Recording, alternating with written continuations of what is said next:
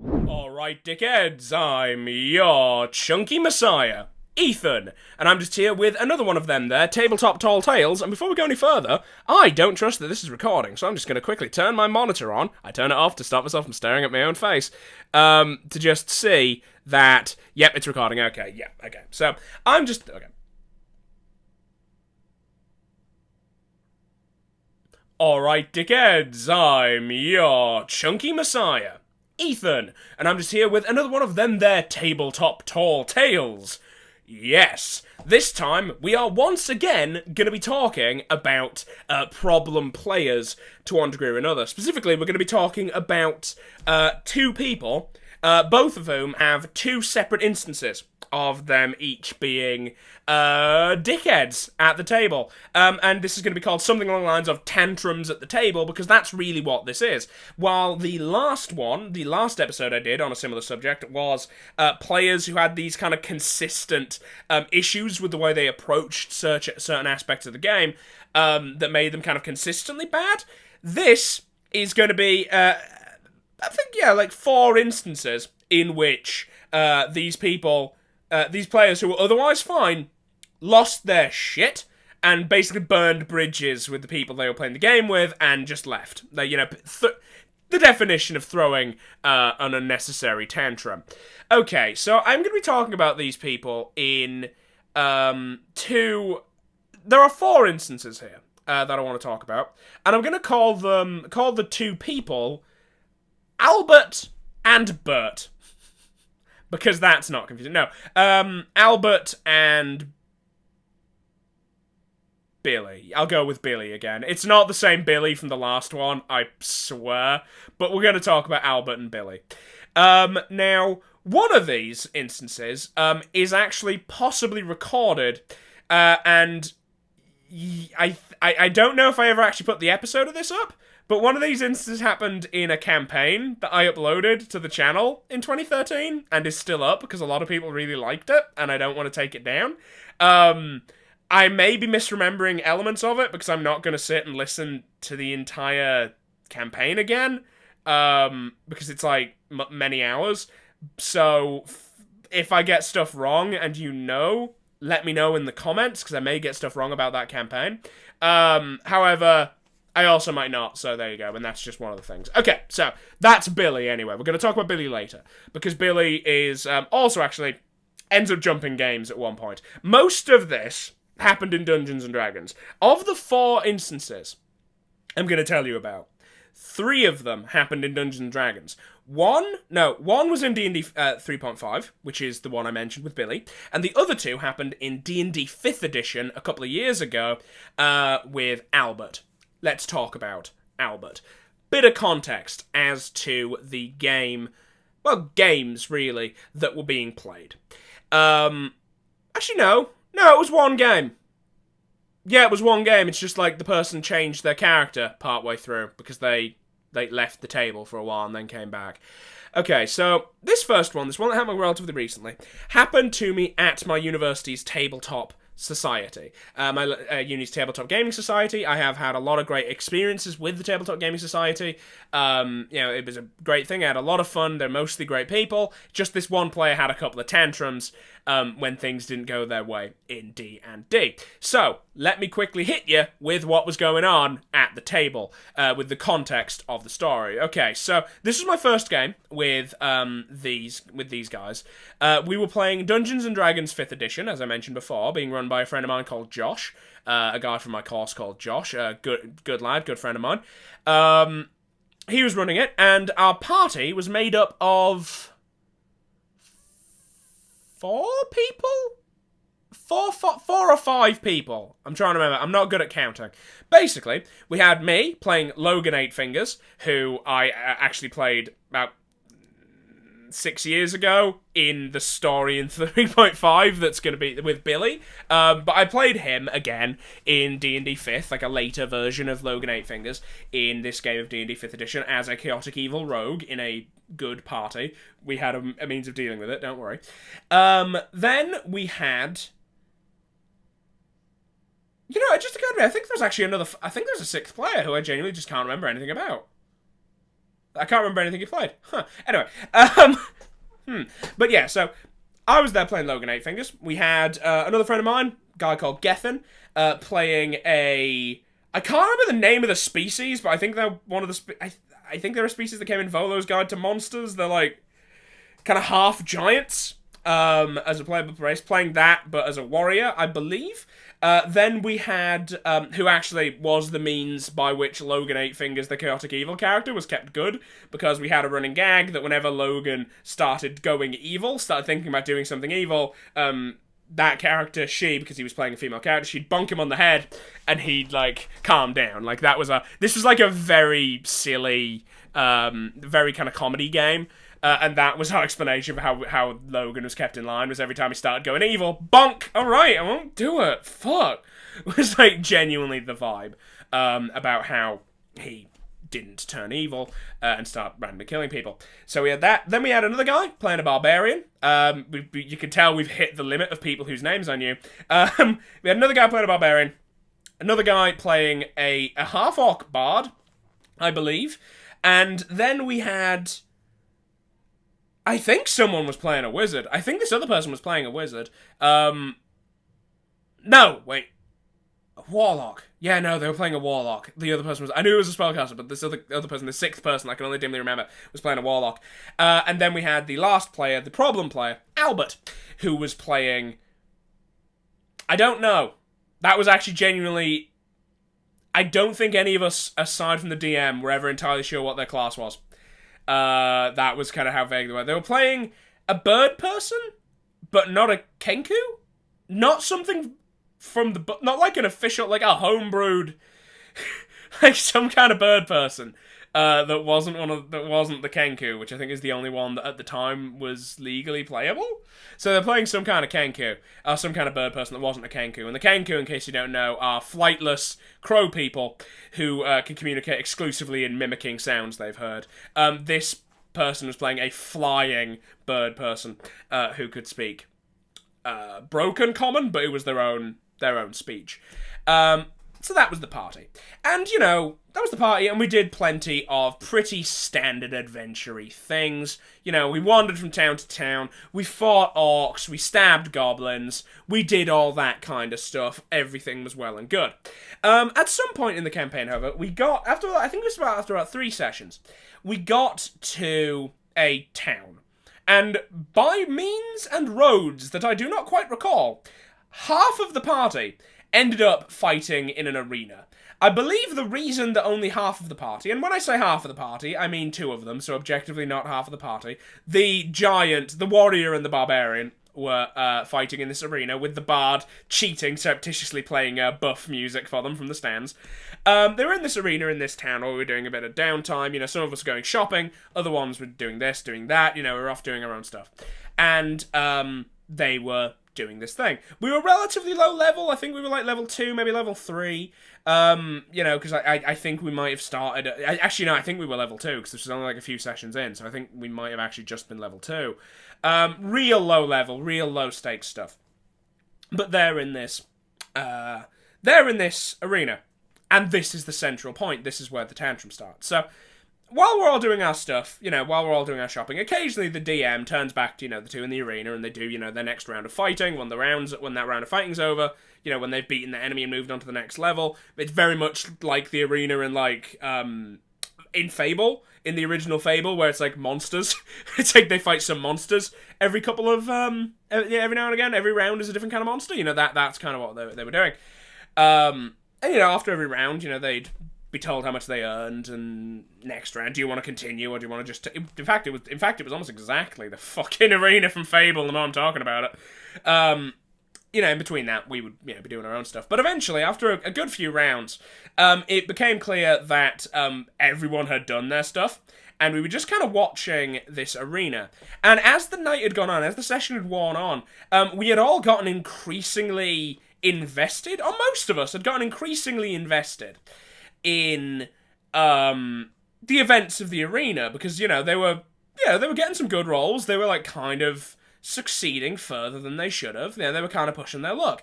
And, increasingly, we stopped worrying about our own stuff and just started watching this fight, like seeing how this was playing out. Getting increasingly interested. Most of us were.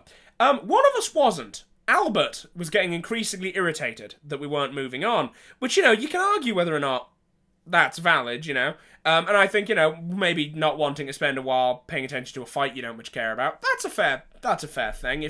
If you want to be moving on with the adventure, that's a fair thing to have.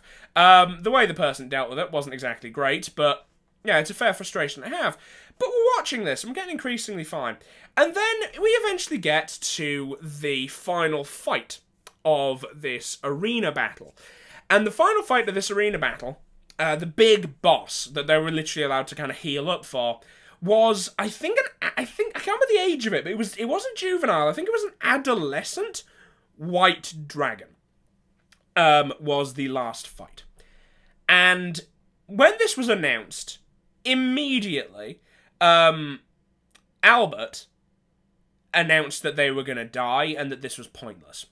And insisted that they just die so we can move on. Kind of dickish, but, if you think it's a lost cause and you're already kind of annoyed at the situation, I understand that. However, at this point, we'd gotten quite excited. And, we were really excited to see, can they do it? Because, sometimes the dice come down well, and sometimes that was lucky. And also, this wasn't, a standard adolescent white dragon. It wasn't, at the peak of its physical prime. This was, a dragon whose wings had been clipped and who had been malnourished. It was weakened, so it was, difficult but feasible for the party, for the party to defeat. Not necessarily all that feasible for these two members of the party on their own to defeat it, but feasible for the party to defeat. Because essentially it wasn't running the exact stats of an adolescent white dragon from the book. But, this player didn't like it and was saying that, so I was like, okay, that's fine. Whatever. By this point, over the course of every round, I had started, because I was playing a rogue who was very greedy, because he was a dwarf, I had started doing bets, and in my little book, I keep little black books, little black notebooks, that I keep my notes in whenever I'm in a tabletop. Even if it's online, I have a notebook that I write in order to keep my notes on what's going on. And in my notebook, I just turned to a bunch of pages and I started taking bets with the GM's permission, acting essentially as the bookie for this to keep track of this while the DM, focuses on the fight. I'm keeping track of all this. And we end up placing bets down on the party to win. And even I, the warlock puts some money down on the party to win, the bard puts some money down on the party to win. I, the chaotic evil rogue, put a shitload of gold down that these two are going to be able to win. And then we get to the Kenku, and the Kenku says, well, they're just going to fucking lose. I'm going to put all of my money down on them losing. Kind of shitty again. Again, this is a sequence of what I would say kind of low-level shitty, but not deal-breaking shitty things that this player has done at this point. You shouldn't bet against the party like that. It's kind of mean. But I took the bet down anyway. If they want to do that, that's them. There they go. Doesn't make sense for their otherwise entirely optimistic character to have done that, but there you go. I put the bet down. The fight goes on, and I'll tell you this, it was a hard fight. They nearly died. I think by the time the killing blow was brought down on the dragon, because spoilers, the dragon died, by the time the dragon was downed, I believe that one of them was bleeding out and the other one had 1 HP point left, I think was how close this fight was. And even then, it had only worked because they'd gotten a couple of crits. They had gotten some really lucky rolls. And even then, it had nearly killed them. The atmosphere in the room, when that dragon went down, was fucking wild, man, let me tell you. Everyone in the party, with the exception of Albert, was over the fucking moon about this, because it was really exciting. We'd all gotten really pumped, gotten really into it, and it was really fucking exciting. And this is where the tantrum happens, because we're all cheering, we're all happy about this, and then Albert shrieks from the back that it's bullshit, they shouldn't have won, they should have died, and just starts throwing a fit, arguing with everyone, insisting that the party had to lose that, there was no way they could have won. Not saying it as oh, there's no way you could have won that, that's crazy, but fuck you, you cheated, was the tone. Or fuck you, DM, you don't know what you're doing, that was the tone and indeed some of the things that were being said about this fight. The party didn't respond well to that, as I'm sure you can understand. The party was not happy about another member of the party essentially telling the GM, basically ruining this positive moment of, really good rolls, really unlucky, really unlikely happenstance with this dragon. That was ruining this vibe by basically telling us all we were shit at D&D and we should feel bad. Just threw a tantrum and acted like a massive fucking child. And eventually, started just browbeating the DM until the DM gave them back all their gold. Literally, they'd taken a bet, made absolutely sure, said, nope, they're definitely going to lose. I bet all my money, because they're not going to win. And then, when they did win, literally just shouted at the DM until the DM gave them their gold back. Bit of a tantrum. That was the first tantrum Albert threw. The second tantrum was again actually rules related and ended in a very silly way. So, for reasons I can't quite recall, I believe there was like a holiday. I believe it was like a term break.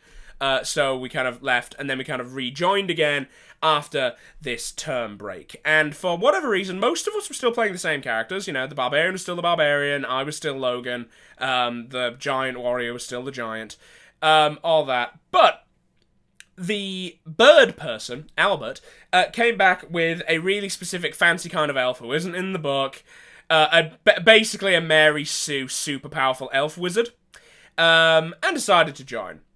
And decided, we're going to play that character, because I think essentially they had decided that we hated... They decided that character was soiled because of them throwing a tantrum. So they decided to play this elf, this super special elf mage. Super special elf wizard. And we started playing. And again, about 2 sessions pass of everything, standard RPG stuff. The elf is a smug prick, but that's an elf, so... that kind of makes sense. And we find ourselves, doing standard adventure-y stuff, and we find out that we have to kind of track down this, necromancer's orb, this, powerful artifact, for plot reasons. I can't remember what the plot reasons are, but for plot reasons. So we're looking around, we're trying to find this magical artifact, and we end up in a cave full of orcs and goblins. We were still relatively low level. I think at this point we were, level 3.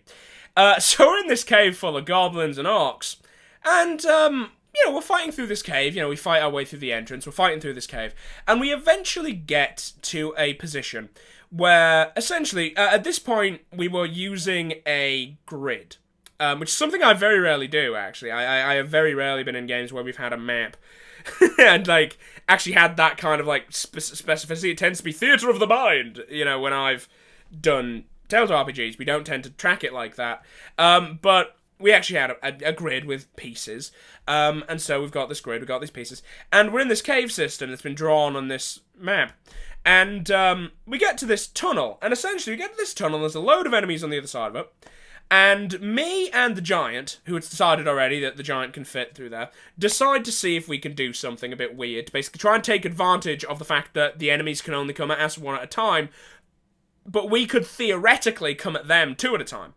And the way that we did that was we talked to the DM, double-checked this was fine, and we got into this position where we got into this, one-person wide passage in this cave with all the orcs and goblins on the other side, and because the giant stood considerably taller than Logan Eightfingers, it was decided that the giant and Logan could occupy the same space. Basically, this, 9-foot-tall giant woman was standing in this space, holding their, big old great axe, while Logan was in between their legs, I'm gonna get you! I'm gonna get you!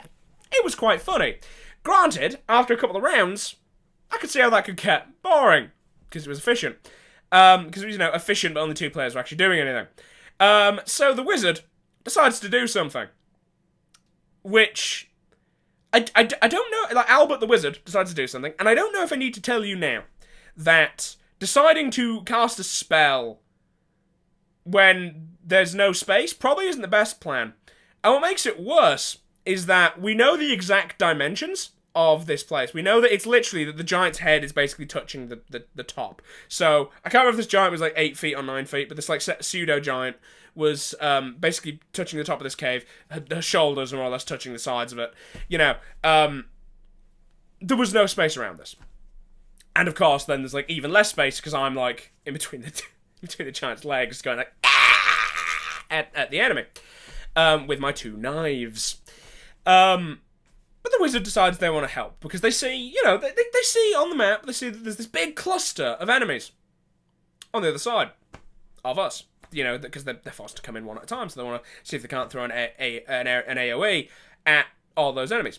And they're like, I want to cast Fireball. And you know what? I'm now not sure. I want to quickly check Fireball D&D 5e, because it might not have been Fireball. So I want to actually quickly check. It wasn't Fireball. Was it Firebolt?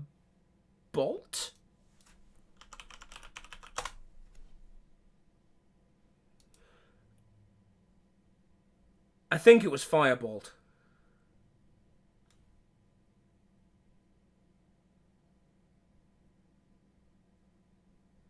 Yep. It was Firebolt. So they wanted to throw, although that only aims at a single creature. Huh. I know, because what I know is that the spell, whatever spell that was using, it was something fire. It was some kind of AoE spell. It might not have been Fireball. It might have been Fireball. I'm not sure. I don't know. I don't have the book in front of me. But whatever spell it was, basically what the spell did was it summoned a projectile of flame, in the hands of the wizard. It explicitly did this, and then that thing moved forward through a space. And again, the description of it in the spellbook was like in the book was really explicit. It moved through a space and it damaged the enemies in that space. Now, he tried to do this, and Albert cast this spell and aimed it at the enemies on the other side of the dungeon, of this passage, which kind of fucked off me and the giant, because it was going to do quite a fair bit of damage to us. And this is where the tantrum threw, because we were like, are you sure you want to do that? It's going to hurt us. And the tantrum didn't come from, I don't care if it hurts you. The tantrum comes from, it doesn't hurt you. It was a rules argument, which immediately got really heated, because their response to being questioned was really aggressive, as if we just, you know, spent half an hour calling them a shitheel before we said it, which we hadn't, obviously. But their response was really weirdly aggressive. They really didn't like it, and they refused to back down from their interpretation of the spell, even when the literal, because we had like 3 players' handbooks at the table. When the player's handbook was cracked open, the spell was found, and it was pointed out that it explicitly moves through a space, rather than just kind of appearing. And, you know, various arguments were made by this person in increasingly aggressive tones. You know, they were talking about how, oh, well, it could just go over their heads. And it's like, well, for one thing, it's like 4 feet wide. So it's like 5 feet wide, so that's not happening. And for another thing, there isn't even 5 feet of space. There is no way it can travel through that. Just go, oh, well, it'll just pass through them. And it's like, no, there is nothing that says it. It just says it will burn the shit in between. It just burns things in a direction as it passes through them. There is no way it passes through them without hurting them. This argument went on for an hour. The game ground to a screeching halt. The person slammed the door and left. Not the best person in the world. Threw tantrums a lot. Not particularly great. Okay, now on to the next. Now I'm going to talk about Billy. Billy 2. Not Billy from the last one. And we're going to have to quickly go back in time to talk about Billy. Because, as I said, I've got 2, maybe 3 instances with Billy. I'm going to say 2 because the third one... I'll tell you what the third one is right now. They ran a game of Pathfinder I was in and were kind of shitty about my character. That's it. Because I was playing a burglar. They made a huge point about how all the houses in this town were going to be, empty because there was a festival going on, and he got really mad at me when I said I wanted to go break into the houses, even though he knew I was playing a, chaotic neutral burglar. I don't know. Weirdly, the other story, the second story, is also about this guy being a weird DM. So, yeah, don't know what was going on with that one. Anyway, so Billy did two things that were really weird. Two tantrums. And these were tantrums that expressed themselves not by, slamming a door and refusing to play the game, but by doing something in the game that was ludicrous. One was doing something in the game that was ludicrous in retaliation, and another one was basically falling into a huge argument because because he tried to do something in the game and it didn't go how he wanted. He was basically a guy, Billy, he was basically a guy who did not know how to cope when a situation that he wanted to go one way didn't go the way he wanted. I won't go into too much detail about the context of the first story, because really, I think I've talked a bit too long about this, and there's not much interesting about the context, and frankly, especially with the first one, it's the Ironwood campaign that's on the channel. You can go listen to it. I wouldn't suggest it. It's terrible, but you can go and listen to it if you want. Basically, it was an evil campaign. I was playing Logan Eight Fingers. This is the campaign he was originally in. And the name is literally stolen from a character called Logan Nine Fingers from a series I can't remember the name of. I have the books. If I move my chair, I can literally see them. They're written by Joe Abercrombie. The first one's The Blade Itself. I can't remember the name of that series. All I know is that I was reading it at the time. And there's a barbarian, like kind of a neutral barbarian. There's like a protagonist character called Logan Nine Finger, and I decided to make this dwarf called Logan Eight Fingers because I liked the name. Also, Logan Eight Fingers was missing his middle fingers. But yeah, so this tantrum. The party, we were playing this evil campaign in Ironwood. The idea being that we were this evil party and we were going to basically do a bunch of quests, kind of evil-themed, but ultimately kind of fairly standard D&D fare for a while, as we basically tried to clear out or recruit the various evil inhabitants of the area around this kind of bandit town of Ironwood, while like consolidating our power, and then eventually we would essentially have a kind of bandit keep of Ironwood, and we'd go out and do kind of more large-scale things out of this keep. Could have been cool. It ended up falling apart because the party didn't get along. And I'm partially to blame for that. I was a much more immature man back then. But this tantrum was one of the weirdest things I've ever seen, and I don't know how it happened. I really don't get it. Basically, the party was made up of three people. Three characters. Me, playing the Chaotic Evil Rogue, Logan Eight Fingers. A guy called, I think it was Hale. There's like two people it could have been, but I'm pretty sure it was Hale. Playing a true neutral warrior who was just, I am bound to my word. I will do whatever I said I would do, whatever I'm being paid to do, and you are paying me to do evil things, so I do evil things. That was his justification for why he was true neutral while doing evil things, as he just did what he was paid to do. So fair enough, because that was his code. Was whatever. Literally, I am loyal as long as I'm being paid entirely, and I will do exactly what you say. So, fair enough. And then, Bard. An evil Bard? A chaotic evil Bard, I believe. Or true neutral. I think it was, or true evil. I think it was chaotic evil. And I think it was a tiefling, but I'm not sure. It was like 6 years ago. I don't have a great memory for shit that happened last week. But it was this evil Bard. And, I'll also say this, because I realise this is the second time I've tried recording this. I'll tell you this. I don't really remember the Bard ever doing much. This is the only thing I specifically remember the Bard doing in the entire campaign. But I'm pretty sure the Bard was there the whole time. I just think the Bard didn't do much. I just think Billy the Bard didn't really get much done during the campaign. Because honestly, all my memories of it are of me and the warrior. I can't remember why. So, hey, I don't know. But, point is, we're doing this evil campaign, and close to the end of it, we needed to infiltrate this castle for reasons I cannot fathom. I can't for the life of me remember. And we need to basically, for, again, reasons that I cannot recall, we had to go through the sewers of this castle. And in order to get to these sewers, we had to cross this huge pool of ominous standing water with a mysterious monster. It was the Watcher in the Water from Lord of the Rings in it. And that's not me making fun. I explicitly asked the DM, my good friend Edward, is this the Watcher in the Water? And he said, yes, it's basically just the Watcher in the Water. So, we had to avoid the Watcher in the Water in this big ominous lake in between us and the sewer entrance. It took a while. to get in there. I believe the way we got in eventually was probably, in terms of, like, the laws of physics, unsound. But I believe I, as a rogue, tossed a rope over and somehow got it taut, and then we, like, tightrope walked over it into the sewer. I think we did disturb the Watcher in the water at the very end of our movement in. Like, one of us failed one roll, so we were barely able to get them into the sewers, but, like, that way out was fucked because there was now a big angry kraken down there. So we ended up doing that. But we do that. And I believe the warrior...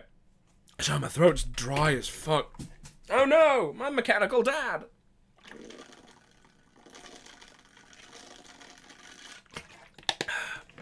Sorry about that. Oh, I can feel my throat going.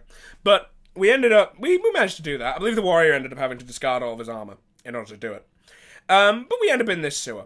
And I don't believe this was the abode of a necromancer. But for whatever reason, as we're travelling through this sewer, a thing attacks us.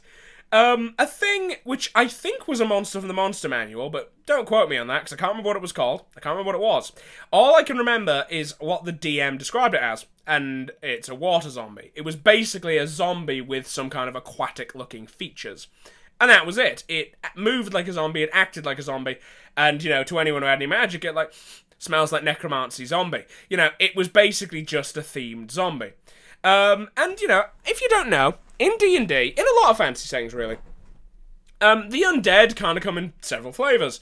And you get your kind of more advanced undead, like your vampires, and your wights, and your liches, who are intelligent, who are sentient beings. And then you get your kind of lesser undead, who are essentially just mindless automata, which is, you know, your zombies and your basic skeletons.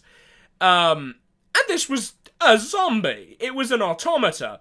And much like a golem, the zombie is essentially a magically powered machine that cannot be charismaed, because there's nothing there to talk to. You can't... The only way you can fuck with that is by disabling it, either by removing the magic that's animating it, or by killing it. You know, that's... Other than that, it's just dead behind the eyes. The only person who can get it to do anything is the person who reanimated it, maybe. You know, that's really the level we're talking about here. Despite this, and despite having played D&D before, and despite, you know, this being, I think, pretty fucking common sense, the Bard, Billy the Bard, decides, when we roll initiative, when we're under attack, the Bard decides, I'm going to try and talk this thing down. The party responds with skepticism. The DM responds with skepticism, like, you know enough about... Your character knows enough about zombies to know this won't work. He insists on trying anyway. The DM lets him roll. Nat 20, if I remember right. He crits. And before the DM can say anything, if I remember right, and again, this may have been warped from 6 years of half remembering, he makes this point, this grand point, about how, you know, you know, went to this masterful oratory, gone into this, like, true terror, this heartbreaking speech about why this zombie should help them. And it's perfect, it's beautiful, it's fantastic. And you know what, after a moment, the DM's like, yeah, you did that. It was spellbinding. The zombie attacks you, roll to dodge. You know, like, yeah, you did that. Didn't work, but it was a really good speech. The other two are super convinced. At which point he throws a fit and starts really getting angry, really complaining, because the zombie won't respond to him. And he refuses to accept in any way that this zombie... he refuses to accept that just because you critted doesn't mean you can do something that's literally impossible. And just kind of throws a fit. And I can't remember what happens after that. I think he left. I think we had to stop the session because shit was uncomfortable. Yeah,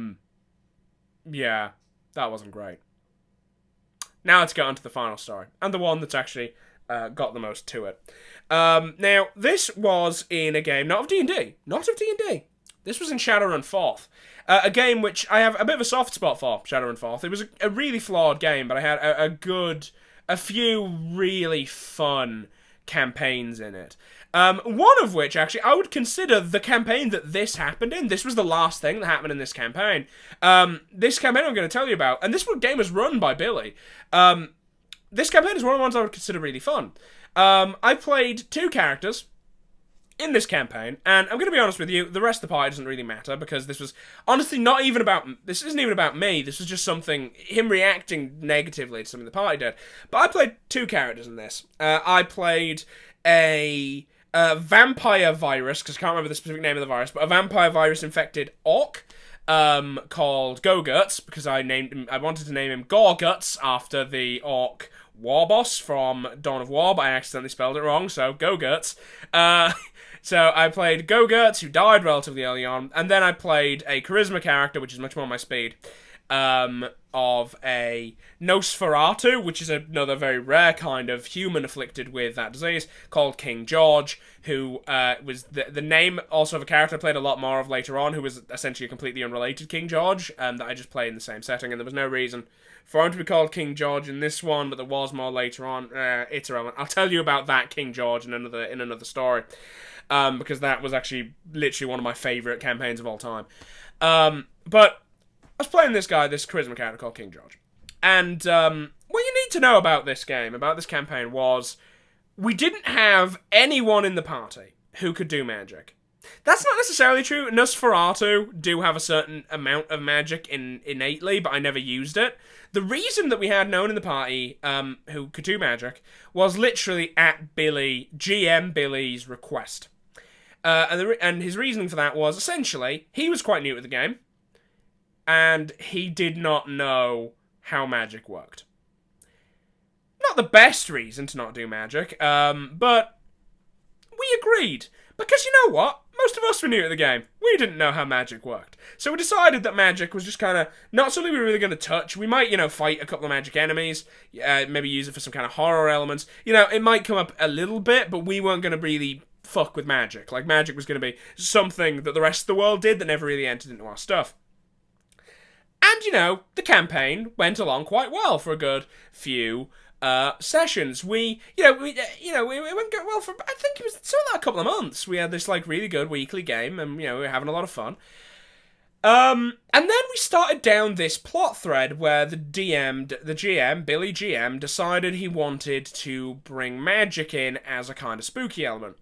And if I recall correctly, the reason he wanted to do this was he'd read up on the lore of Shadowrun, specifically on Bugtown. And I can't remember which major American city Bugtown is. I think it might be Chicago. But it's basically where insect spirits summoned by shaman had gone absolutely crazy and turned an entire city into body horror. That was what Bugtown was. And he'd been reading that and kind of wanted to do something like that on a smaller scale as kind of a horror arc for us. And so, on our jobs, we started running into, mysterious figures who are on the kind of tangentially related to why we were doing the jobs, who had, a bit of this creepy insect shaman magic. This stuff that was horrible and really dangerous and corruptive and was illegal as fuck, it was super against the rules, and everyone knew why, because Bugtown. Because no one wants another Bugtown, so even really Shadowrunners, these professional criminals, even they don't fuck with that shit. So, we're following this stuff and we're trying to figure out what the fuck is going on here. Because we deliberately had a party who had no magic and didn't really understand magic, it actually worked quite well, because the magic was legitimately frightening, because we had no idea what the fuck was going on, which, honestly, would be, I imagine, the feeling in this world where magic exists when you're faced with magic and none of you understand it, is it would still be terrifying, even though magic is a thing. Because it's still, this thing where you don't know what it could possibly do to you. So we ended up doing this thing, and eventually, after, following this one guy, I believe he was, a troll, this big kind of troll, insect shaman, we found out that we needed to go to this certain part of whatever fucking city we were in, that was essentially saturated with evil, shitty magic. And thus, we couldn't walk there. If we walked there, it would be like the Vashta Narada in Doctor Who. We'd get eaten up. Like, there was no way we could just kind of go there. One does not simply walk to, that was the kind of vibe. So we needed to go and get something about this. And we, using, and I used my characters, my contacts, because my character, as I said, he was the face, he was the charisma guy. He, knew everyone and could find things. We found about this pawn shop that apparently had a real anti-magic suit. So we're like, that will do the job. And we go there. We all kind of pile into this little pawn shop. And we go in there. And as I'm sure you all know, as a GM, as a player, when it comes to how to deal with a situation, we kind of look to one degree or another. It is expected that if the GM is going to give you clues, and that the GM isn't going to just, openly fuck with you, unless that's part of a greater plan, in terms of giving you deliberately false clues and red herrings and nothing but red herrings. We go, I think that's a fairly understood thing. Keep this in mind as I tell you this story. We go into this pawn shop, and of course, we've got this party of, we've got a gun runner and a big muscle dude and a weird, I think a rogue AI and a robot body. We got this, we look like freaks. And then there's just kind of my guy who's just wearing, this bald guy and this bald, thin guy in, a nice black suit with robot hands. And we walk in.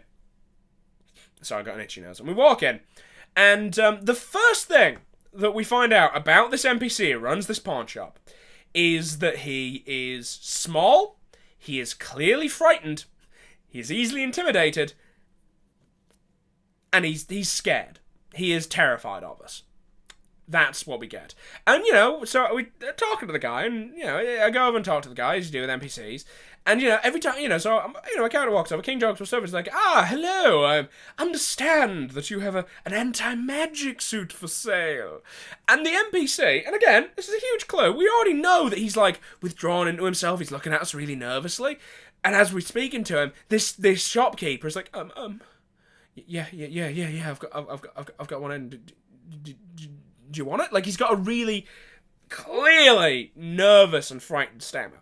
And I'm talking, and my character's thing was I was doing this, my character was smarmy kind of used car salesman vibe, and he did a lot of fast talk in order to basically trap people in logic circles and kind of make them trip over their words and kind of mess with their words. This was something that was a regular trick for me. This was how his charisma worked.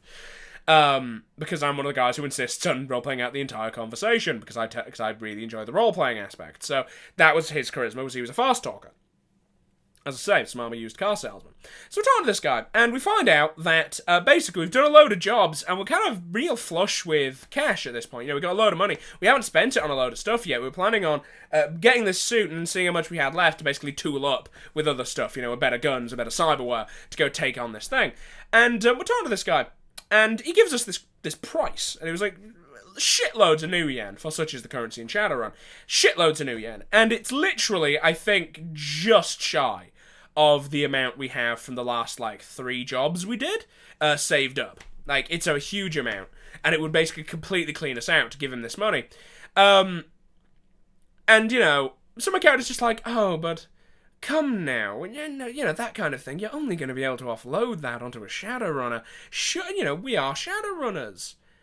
Surely you can cut us some kind of deal. I think we knew that, his mother had been a Shadowrunner or something. His mother had some connection to Shadowrunning. So we were like, but your mother had this thing, and can't you cut us a deal? And then he says, okay, sirs,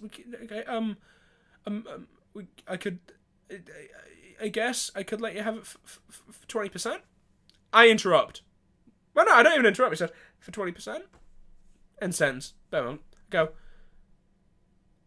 excellent. I immediately go, excellent. Let's shake on that. Shakes my guy's hand. And I'll take it right now. And I hand him 20% of the price of the thing. And he goes, oh, but I meant 20% off. And then I go into this whole other spiel, and I am, making my rolls for for these charisma checks, and I am succeeding at them. And I go back into the spiel where I'm like, yes, well, you may have that's maybe what you meant, but you said we could have it for 20%, not 20% off. You said 20%. That means 20% of the original ask price. You don't want to make an enemy of us. We are Shadowrunners. You shook my hand. Our word is our bond. That sealed the deal. We've made a bargain. I'm doing all this shit. He's asking me to roll. I'm making the roll. I'm making it with flying colours because my character's min-maxed to fuck to get his rolls right because this is the only thing he's good for. He is literally useless in everything other than conversation.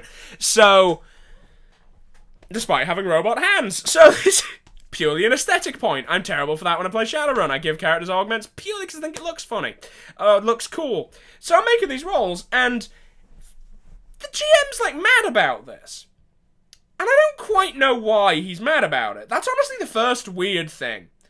Is he's real mad. That I'm pushing this. To which my response, and you may say that I was a bit of a dickhead for arguing with the DM, but I'm like, the character said that, and I've made the rolls, and he's clearly intimidated by us. I don't know why he would refuse this when I'm succeeding. It doesn't seem to me that this is an absurd thing to do. It frankly seemed to me, because he offered this initial 20% off discount without us rolling anything. So the idea of me succeeding at a series of rolls that he's making me do and then still walking away with a 20% off discount seems ridiculous to me. Because otherwise, then what were the rolls for? What was I succeeding at? What was I failing at? So basically we have this discussion, and it's not an argument, but he seems like a bit put out about this. And he's also, made it quite clear this character's a fucking doormat. A terrified, stammering doormat who is really frightened of us Shadowrunners. Because we are obviously Shadowrunners. Because if you don't look uniformly like freaks, but still look like freaks, you're probably Shadowrunners in that setting. That's just kind of how that goes. So I'm kind of baffled as to why the GM has taken this kind of hard line against us getting this discount, against us.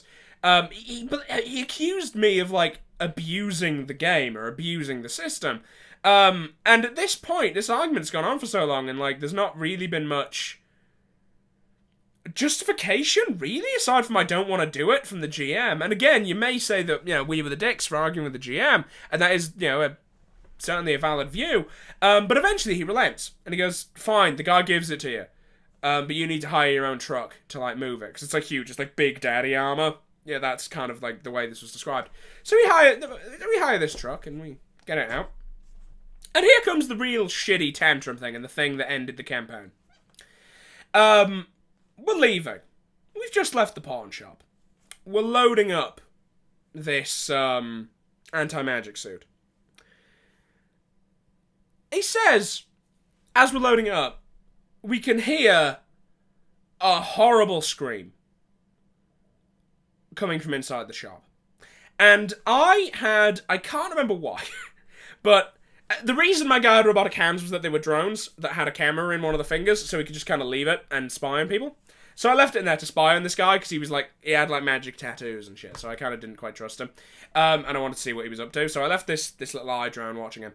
This little hand drone watching him. And we hear this horrible scream. I cut to the feed, watching him. And we see that the guy's killed himself. He's clearly slit his own throat. Seconds after us leaving. The justification which the GM later gave was, because you ruined him. I was like, okay, seems a bit sudden. Seems a bit sudden and extreme. But, he's apparently immediately killed himself. That's weird enough, but that horrible scream, we could hear it from, across the room, and it didn't, from, across the street, and it didn't sound human. And he then tells me it tells the party that coming out of the building at monstrous speed, screaming as they come at us, are 4 ghosts, 4 wraiths. I think he called them wraiths. 4 spectres. 3 spectres. Sorry, it was 3, not 4. But 3 spectres of some description. 3 spectral enemies that are immediately hostile, that enter into combat, and that our guns won't work on. And that are much stronger than anything we're supposed to be fighting, because this is still relatively early in the campaign. We're not, top-end stuff. And yeah. he sicked, and he knew. He said our guns wouldn't work, and we knew our guns wouldn't work. So he killed the party. I mean, we didn't let him kill the party. We basically all walked away from the table. Again, this was online, but we basically walked away from the table rather than letting Billy kill our characters, because that was some hot garbage. Because those things, in like 2 attacks, could kill us. Any of us, even like the tough, fighty ones, kill us in 2 strikes. Because they, like, ignored armor, and we had no way to fight them, and he knew that. At best, one of us could survive in the anti-magic suit. But there was, like, 6 of us in the party. Yeah, we got a discount higher than he liked. So he had his NPC commit suicide, and have his 3 discreet angry ghosts that the GM knew we had no chance of being able to fight, show up with the full intention of wiping the party. I don't know why you would ever make an NPC that wimpy and clearly ready to be intimidated, and then get so angry at the charisma character using his charisma skill to intimidate the easily intimidatable merchant NPC into getting a better price. I don't know why you'd make that the NPC if you were going to throw a fit when the NPC is intimidated by the charisma. Ludicrous. Absolutely ludicrous. Okay. Sorry that this one was, again, a bit more rambling. I just kind of wanted to talk about this. I, honestly, outside of this, I don't really have any other stories about really shitty players. This is kind of it. This is honestly also largely a test, because I want to see if people will listen to me talk about anything other than Vampire the Masquerade. If so, I've got a lot of... I want to tell you the story of Alborus White and King George, and some other stuff. I have other games that I would quite like to talk about. If people are actually interested in this outside of Vampire the Masquerade. Sorry about this being kind of rambling, and sorry about me kind of losing energy near the end, but it's not energy, my throat is fucking red raw, man. But yeah, those were just 4 occasions on which someone threw a fucking tantrum at the table, and just kind of took their ball and went home. In some cases, almost literally. Took their wraiths and went home. Yeah. Hope you enjoyed that. Let me know in the comments if you want to hear more Tabletop Tall Tales, and if you would be interested in hearing me talk more about stuff that isn't Vampire the Masquerade. But I think that I'm done here now. Okay? Bye.